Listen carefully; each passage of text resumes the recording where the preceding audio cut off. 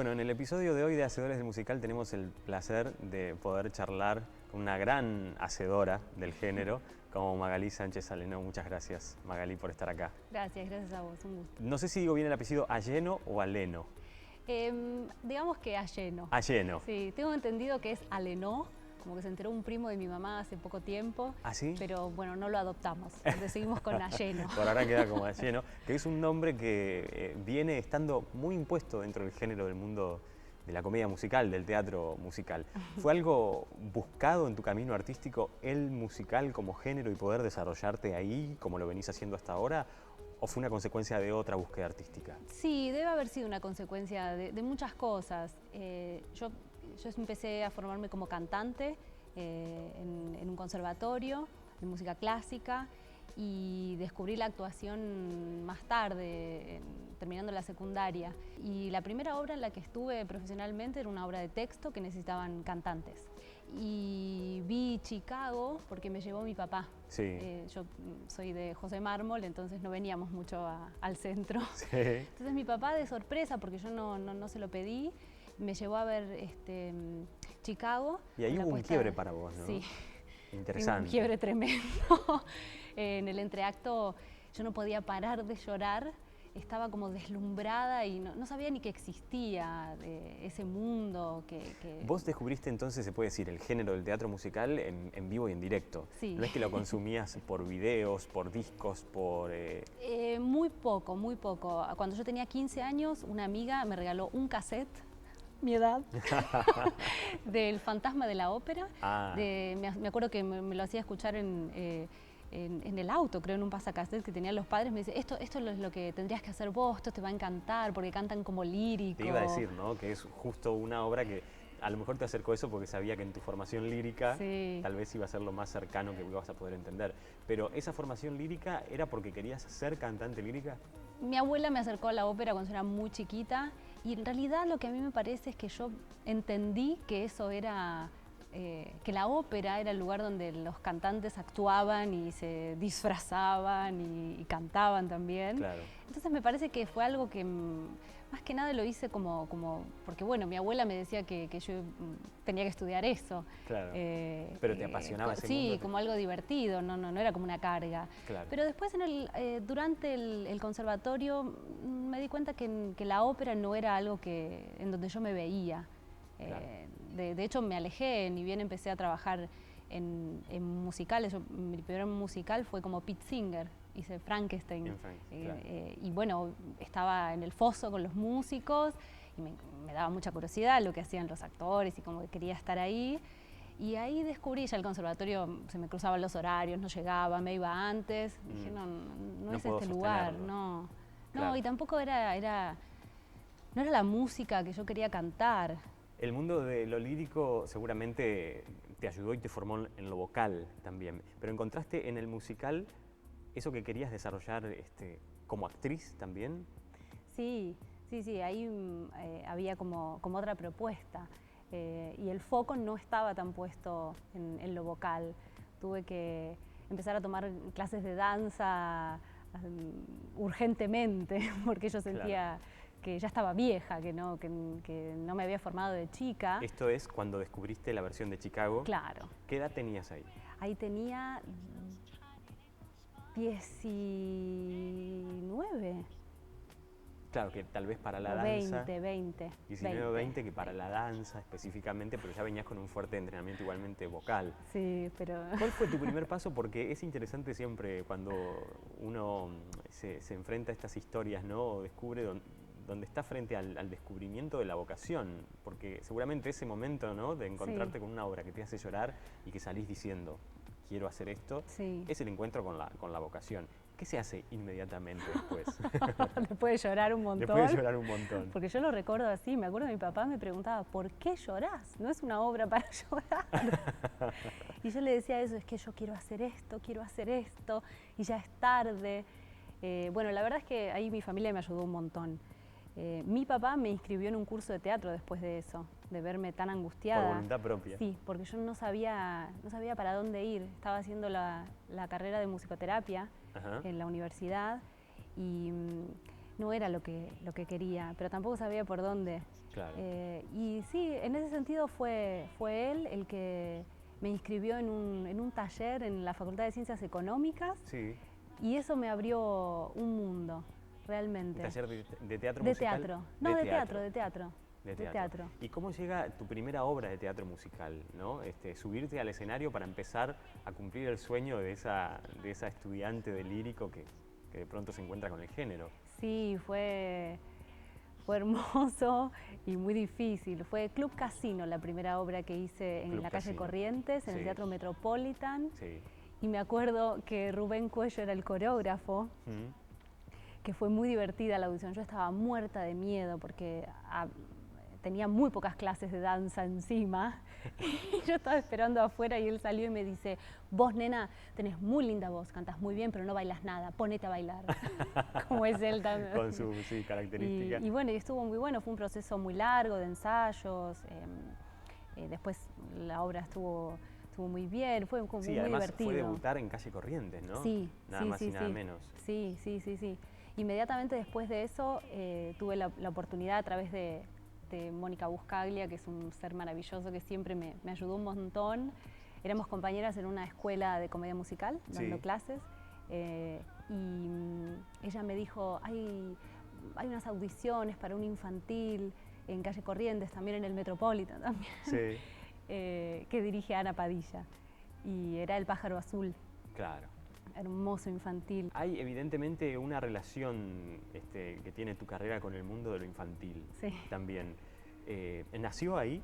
¿Y por qué después se dio con los programas de Disney y con tu voz para algunos personajes? Yo ya había quedado en el elenco de Bella y Bestia, estaba de vacaciones. Una amiga me contactó por mail para decirme que estaba haciendo la preproducción para un programa infantil, si podía ir a audicionar. Y entonces yo le dije que no, porque tenía Bella y Bestia, y Bella y Bestia era una carga horaria imposible, claro. Y para mí era un rol muy importante, quería estar tranquila. Y me acuerdo que ella me dijo: te pido por favor que vengas, porque vos cantás y bueno, y podía llevar la guitarra, una cosa así. Claro. Entonces, la verdad que la audición quedaba a una cuadra de mi casa y dije: voy, no me cuesta nada. Ya sabías que no tenías días disponibles, pero bueno. Y cuando llegué, en la ficha puse días disponibles lunes, que era el día que no ensayábamos Bella y Bestia. Era casi como decir no puedo. Lunes. Más o menos. Y me enteré que era para Paca Paca. En realidad, en ese momento el canal infantil todavía no existía. Con el programa que yo hice se inauguró el canal infantil. Claro. En ese momento era Encuentro. Paca Paca formaba parte de la sección infantil de Encuentro. Exacto, no era un canal. Me puse muy nerviosa porque dije: ay, esto es muy importante, es muy lindo. Y bueno, di la audición y el director me llamó y me dice: ¿es verdad que solo podés los lunes? Yo: sí, solo puedo los lunes. Y bueno, ahí... lo pudieron solucionar, sí, digamos. Sí, la verdad que un equipo maravilloso de gente. Es como el mejor trabajo que he tenido, eso, ese infantil, ese programa, y el que vino luego. Se generó un grupo de trabajo muy serio, muy humano, puesta la mirada específicamente en los niños y de una manera muy sana, muy real. Maga, pero volviendo un poquito para atrás, claro, nos encontramos con Bella y Bestia, que creo que de alguna manera habrá marcado, ¿no?, un quiebre en tu carrera arriba del escenario en el mundo del teatro musical, porque fuiste la protagonista de un suceso, ¿no? Fue un proceso de audiciones, fue una audición cerrada, ¿te costó? ¿Cómo fue llegar a ser la Bella? Yo venía trabajando para la empresa que trajo la obra, que fue T4F, en El Fantasma de la Ópera. Claro. Había hecho el año anterior toda la temporada, que ese fue, digamos, el musical que a mí realmente me marcó, porque fue un proceso de audiciones muy largo, de hecho fueron 2 veces, porque las audiciones se tomaron un año, se suspendió la obra. Sí, me acuerdo. También lloré un montón. Claro. Para ese entonces ya habías quedado. Estaba en proceso. Estabas en proceso. Eran audiciones largas y vos ibas quedando, entonces, bueno, llamaron para decir que no se hacía la obra. Bueno, al año siguiente volvieron a tomar las audiciones y todo de nuevo. Y no quedé, me llamaron para decir que no había quedado. También fue un periodo durísimo porque era una obra importante. Seguro, claro. Era lo más cercano a la comedia musical que había escuchado. Claro. y era muy lindo el rol. Y 3 meses después me llamaron para decirme que finalmente estaba, a raíz de todo ese movimiento que se generó con Josefina Scaglione, que ella fue elegida para ir a Nueva York. A Nueva York, claro. Ella iba a ser la Cristina original. Ella iba a ser, claro, exacto. Y sí, entonces... Sí. De hecho lo contó. Ella iba a ser la Cristina original del Fantasma y tuvo que ir a hacer West Side Story a Broadway. Sí. En ese movimiento... Yo siempre le digo a José que ella se mueve y me mueven. En serio, siempre hay una simbiosis con algún artista, ¿no? Como sí. Y me pregunto por La novicia rebelde. Sí. ¿Cuál fue tu participación en la obra? Yo interpreté un personaje que se llama Úrsula, que es una sirvienta de la casa de los Von Trapp, sí. Que es un personaje muy pequeño, muy pequeño, que tenía una sola línea en el libreto. En el libreto original. El original. Que de hecho cuando hicimos la lectura, yo iba pasando las hojas y decía, bueno, no aparece, no aparece, hasta que dije mi línea. Y cuando terminó esa lectura, el director explicó que a través de los ojos de este personaje, él quería contar la historia. Y bueno, yo no entendí nada, no podía entender qué es lo que él estaba diciendo. Era una especie de innovación, ¿no? Para lo que es la apuesta de La novicia. Claro, porque es algo, fue una mirada de él, ¿no? Él tomó la obra, claro. Obviamente contó La novicia rebelde, pero introdujo a este personaje que bueno... Pero era la primera apuesta, creo, ¿no? Si no tengo mal entendido, en el mundo donde se planteaba a este personaje desde este lugar. Sí, totalmente, que yo sepa, no se le existió. ha dado lugar. No se le ha dado lugar. No. ¿Y qué pasó ahí, digamos? ¿Se agregó texto, se agregó presencia en el escenario? Presencia. Él me empezó como a agregar en la mayoría de las escenas, sobre todo el primer acto, que transcurren mucho en la casa. Era como un testigo de lo que iba pasando, de lo que se iba generando entre los personajes, claro. Y también un poco de la situación política que se vivía en el exterior. Claro, exacto.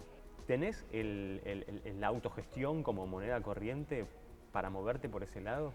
Creo mucho en la autogestión, me parece que creo que es un proceso de una búsqueda que hay que tener, un espacio que hay que tener.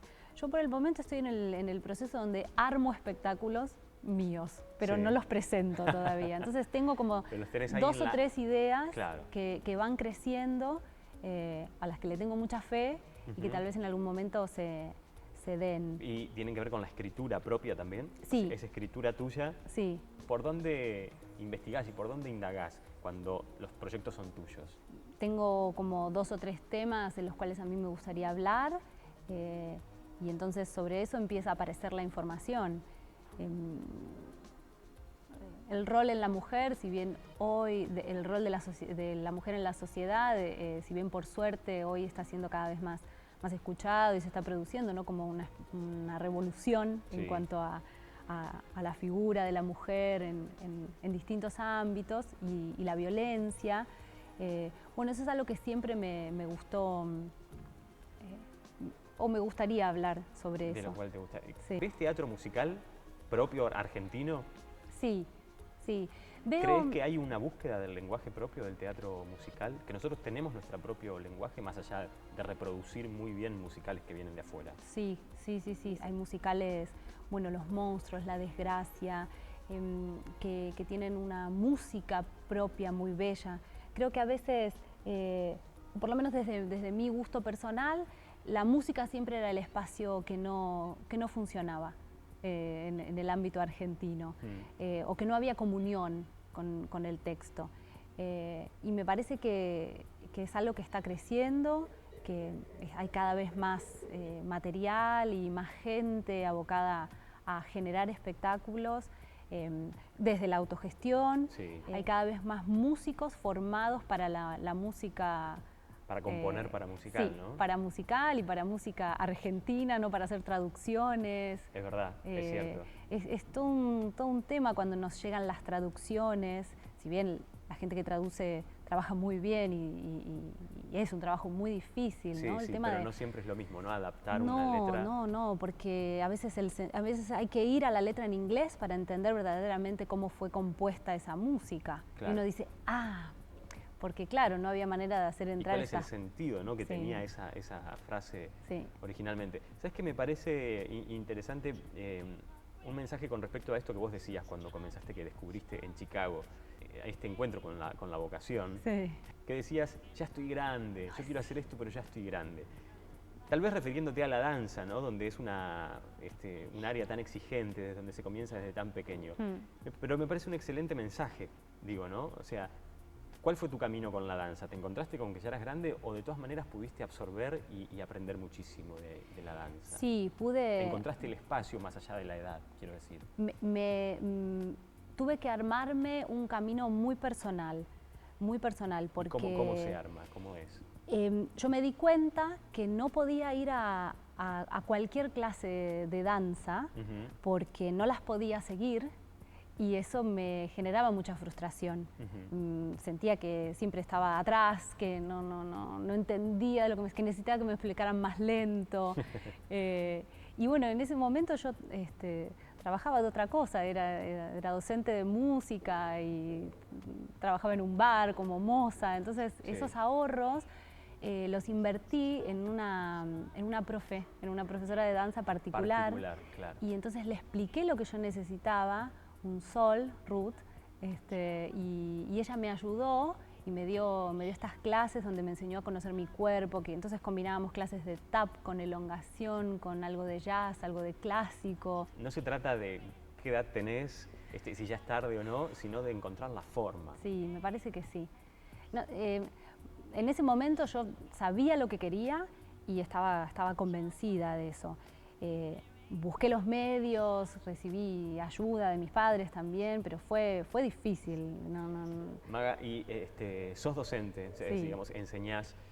¿Tenés alumnos que se quieran dedicar al mundo del teatro musical, imagino? Si vos tuvieses que decirle a estos alumnos que no pueden no tener para dedicarse a este género, para dedicarse a este mundo del teatro, digamos, más allá de poder cantar bien, actuar bien y bailar, pero que eso es otro que hay que tener para poder transitar este camino.